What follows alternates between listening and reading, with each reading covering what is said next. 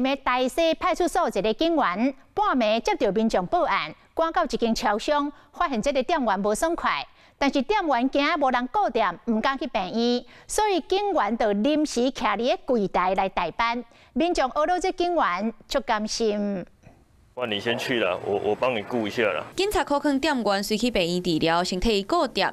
大溪派出所正接到民众通报，有一间超商因为店员身体无爽快，趴伫咧桌顶休困。警察到现场了解，发现店员有慢性病，佮无早药啊，就随联络救护车，甲伊送去病院。店员就是趴在桌上，但是还有意识，然后他说还有慢性疾病。